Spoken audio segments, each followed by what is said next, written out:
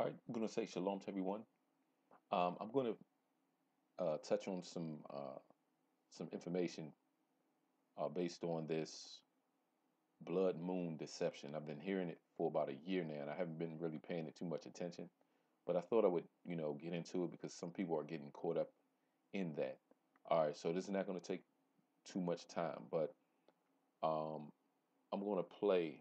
You may be able just to hear the audio of a particular video, and I'm not going to name the person's name, but you probably know. But I want to just give you some information on how they push this, the full blood moon deception. Now, what I'm going to do is show you that this is not in scripture at all. Okay, so let me just play some of this here, and maybe you can hear it. The sign of the four blood moons. What is this teaching of the four blood moons? Mm-hmm. The teaching says that when four consecutive blood moons fall on Jewish feast days, a major event affecting the Jewish people will occur. Four blood moons will occur on Jewish feast days between April 15, 2014 and September 28, 2015. It is believed that some great event will occur during this time that will change the world forever. Obviously, this time lies just ahead. Let's ask ourselves, first of all, what is a blood moon? You got to realize he haven't shown any scriptures yet. So, like I said, you're going to hear the audio, and I will be able to figure out how you can show the video as well. But I'm not too savvy. But let's just listen. Lunar eclipse occurs when the Earth passes between the sun and the moon. This blocks the sun's rays from reflecting off the moon as normal. However, some of the sun's rays curve around the Earth, causing the moon to appear red during the total eclipse. Because of its vivid color, a total lunar eclipse is often referred to by NASA as a blood red moon. What is the history of the blood moons? A total lunar eclipse producing a blood moon occurs at least twice per year. Most of us have seen the moon when its appearance has changed to red. Something else we need to know. What is meant by a tetrad? NASA calls 4 consecutive blood moons, normally about 6 months apart, a tetrad. From 1 AD until No scriptures yet. 2013 AD, No scriptures. there have been 55 tetrads. So it happens fairly infrequently, but nevertheless, Not one scripture. not too infrequently. Show us some scripture. However, when you talk about tetrads matching Where's feast tetrads in the days, scripture? this is rare. The teaching of the four blood moons states that when tetrads match Jewish feast dates, a major event affecting the Jews will occur. The total number of tetrads matching Jewish feast dates from 1 AD until 2013 AD. 10 tetrads. Okay. 10 blood moons. That's what we basically saying. So I'm gonna cut this mess here. So I want you all to hear. Remind you, he didn't go into any scriptures, and within the whole, pretty much the whole thing, is just a bunch of conjecture, philosophical garbage. Period. All right. Now, what I'm going to do is go into the scriptures to show you what a blood moon is based on the scripture and what will happen during that event. Okay? The scriptures just make it clear. You don't have to get caught up in all this philosophical Jewish bull crap, because that's all it is. Okay? Now, because the Jewish people in the land today are not the true Jews not the true Jews based on bloodline. Okay? Now, easy research. Let's go to Joel chapter 2, verses 28 through 31. And it said, "And it shall come to pass afterward that I will pour out my spirit upon all flesh, and your sons and your daughters shall prophesy. Your old men shall dream dreams, your young men shall see visions, and also upon the servants and upon the handmaids in those days will I pour out my spirit, and I will show wonders in the heavens and in the earth, blood and fire and pillars of smoke." So we understand that it's talking about wars and rumors of wars. When it says pillars of smoke, it's talking about these wars will eventually catch to other wars and it's going to connect. And of course, it's going to be a World War III.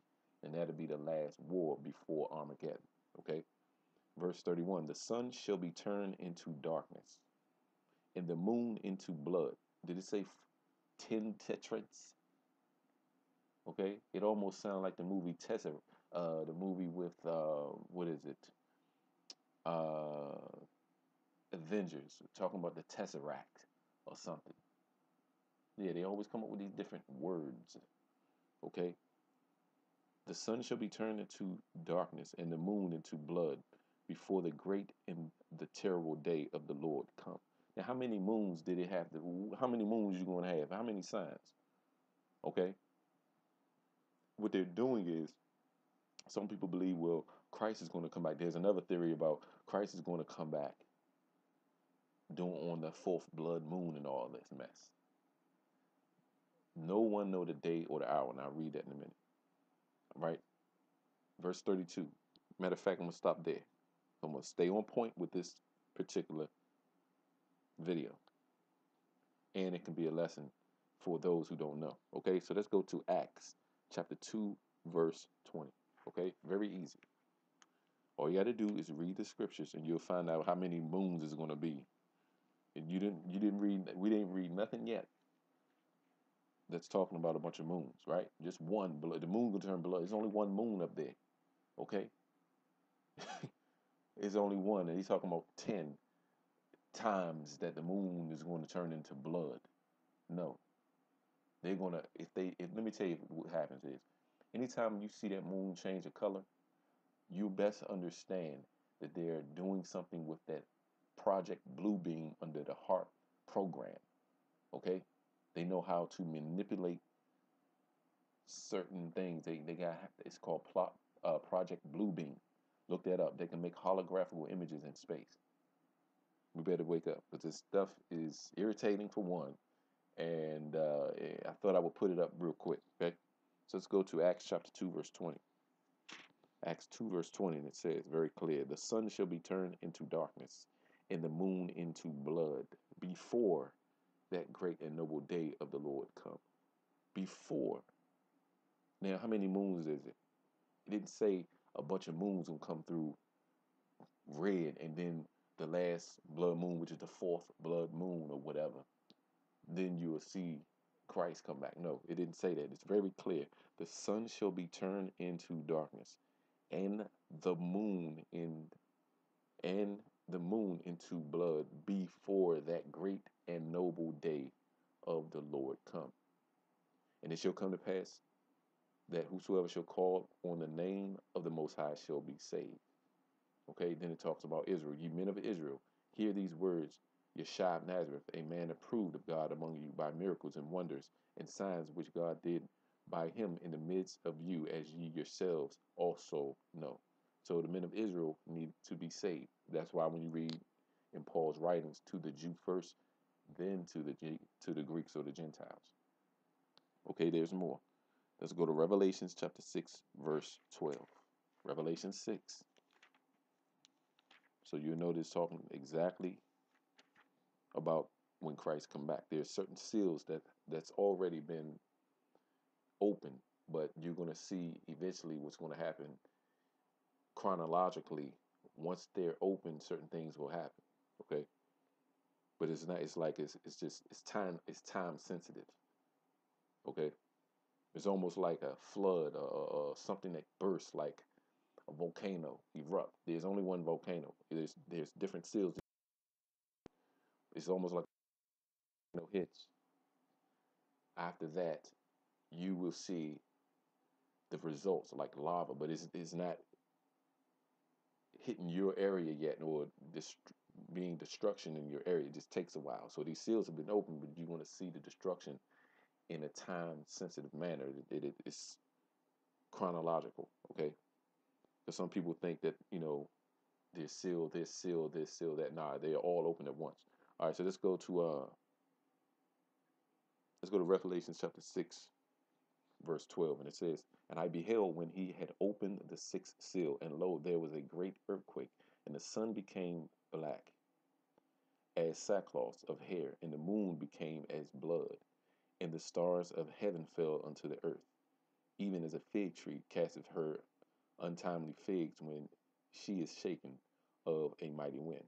So we understand. I just want to read that when it talks about the moon turning into blood, it's only going to happen once. Once you see that, if you do, because it's only light there's going to be when Christ come back is him. Everything else is going to be dark. The sun, everything is going. You won't be able to see anything. So he's going to only be the light. So what's happening is the luminaries are actually getting ready for Christ's return. So there's no way you can say that this tetrarch and all this mess that they're coming up with to throw off scriptures. Just listen. We listen to more of this mess. Is only 10. 10, huh? 7 of those 10 tetrads occurred before 1492. Only 3 tetrads matching Jewish feast days You're putting up have the signs occurred and all that mess. since 1492 in over 500 years. Now, 3 tetrads on Jewish feast days have happened. Jewish feast days. There's a difference between Jewish feast days under the Talmud and the Kabbalah, opposed to the feast days, the holy feast days that was given to Moses and Aaron. Okay, there's a difference. In the past 500 years. 500 Those years. dates were 1493 through 1494, 1949 through 1950, and 1967 through 1968. That's so wonderful. Major events affecting the Jewish people have occurred in close proximity to all of these 3 tetrads. Yes, that's it. Done hearing that garbage. So let's go to Revelations chapter. Let's get these Jewish people real quick. Matter of fact, forget that. Not forget it based on what it's in scripture, but I'm about to show you a scripture on this real quick because this stuff is ignorant. All right, hold up. We're gonna find out about this Jewish stuff here. Give me a minute here. Let's go to Titus chapter 1, verse 14. All right. And in fact, I'm gonna start at the 13th verse.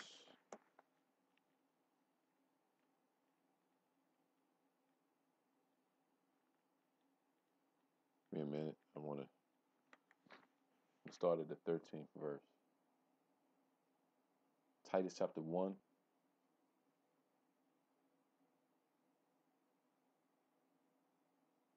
Give me a minute here.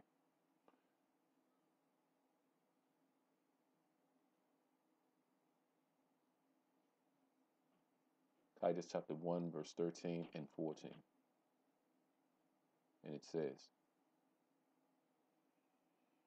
"This witness is true, wherefore rebuke them sharply, that they may be sound in the faith, not giving heed to Jewish fables,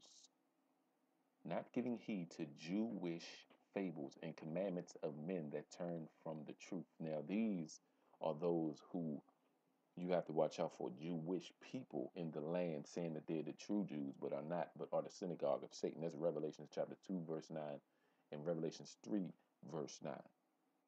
Okay?